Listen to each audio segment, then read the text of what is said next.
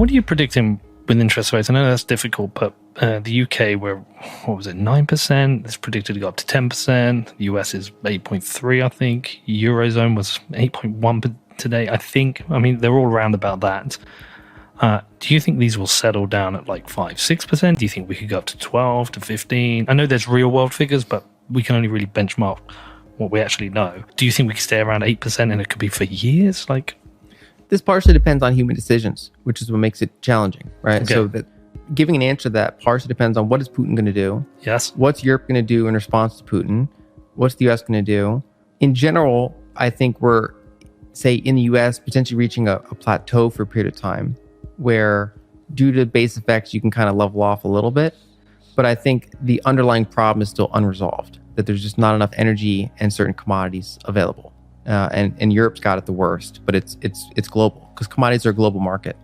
And so my expectation is that if you look back at the 40s and the 70s, you had very high inflation, but it wasn't a straight line. You had periods of pushback. Okay. And so I think right now we're kind of in a period of pushback. And it's challenging to say how successful that's going to be because it partially depends on understanding the breaking point when people riot, understanding, is there going to be any sort of de-escalation in this war or no? So those are variables that can influence it. So in general, I am positioned towards an inflationary outcome without trying to predict exactly what level inflation is going to be, especially because, as you pointed out, there's real numbers. There's different pockets of inflation. So I think that looking back at the end of this decade, energy prices are going to be much higher in dollar, euro, pound, yen terms than they are right now. But I think it's not going to be a straight line.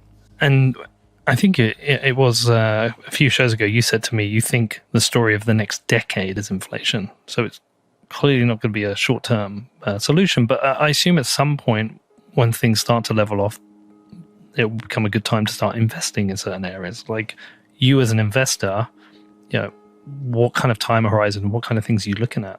It's important to have some dry powder ready. Yeah, so I'm rather defensive as central banks are trying to push back a little bit. They're trying to suck liquidity out of the market. But I'm still, majority of my assets are in these long-term hard assets. Things like energy producers, pipelines, profitable companies producing real things, Bitcoin, some gold, different types of commodity exposures, basically real-world exposures, real estate.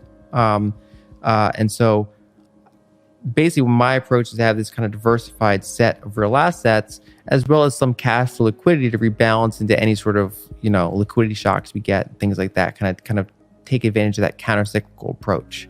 So when people buy high and sell low, I try to just tweak it a little bit and do the opposite. But I'm not I'm not actively trading the market too aggressively, just kind of a small dial that I kind of lean in when things get a little cheaper and I kind of back off a little bit when things get a little bit euphoric. But those hard assets, property, gold, Bitcoin, but also energy companies, because I think based on everything you said, you're assuming there's going to be some significant investment in energy production somewhere. We're seeing it to some extent. I mean, Okay. we're seeing more interest in the space, but I think a lot of the market is still thinking this is transitory, and they're also concerned about the what percentage of the profits they'll be able to keep and things like that. And so we're not seeing this massive ramp up in CapEx. We are seeing an interest in CapEx. And then ironically, some of the supply chain things can feed into that. I mean, some of the materials they need to do energy CapEx are actually held up from logistics problems, right? So it kind of all ties into each other. But I think that this is a multi-year process to realign supply chains to some extent, as well as bring more and more types of energy to market. I think this is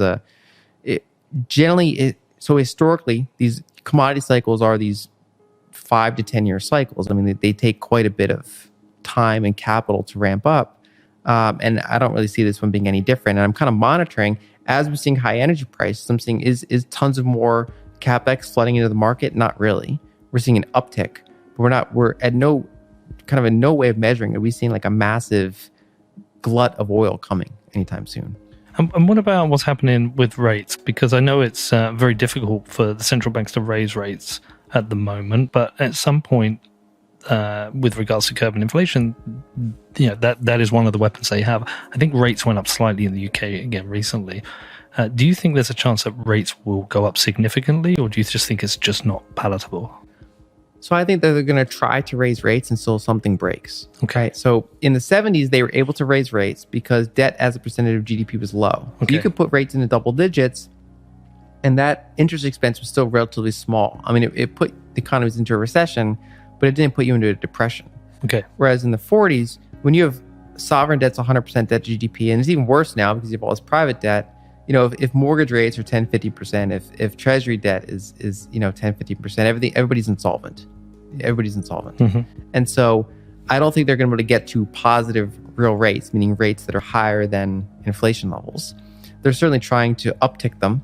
But of course, they're doing it rather slowly. I mean, we're sitting here with, as you said, like 8% inflation, and they're like, okay, 50 basis points here, 50 basis points here, which is funny because that's actually the fastest they've done it in 20 years. In the US, we haven't had 50 basis point hikes for like 20 years. But it's also woefully insufficient. And so I think that regardless of what they do with rates, that's not what solves this. What solves this is bringing more energy abundance and commodity abundance to markets. And in the meantime, I think they're going to try to protect their currencies until you start to get outright recession, or you get credit markets freeze, or you get sovereign bond markets get illiquid and messy, right? So in the United States, that could mean that, whenever you see the dollar gets too strong, foreign sector doesn't buy a lot of treasuries, banks already are stuffed full of treasuries. Who's the marginal buyer of treasuries? So you get less liquidity in the market. It gets messier. And then, as I said, with Europe, I mean, who wants to buy Italian sovereign debt right Not now? me. Who wants to buy that and hold that for 10 years? And so who wants to buy Japanese government bonds at 0.25% for 10 years when they have 200 some percent debt to GDP? I'd rather buy Bitcoin for 10 years.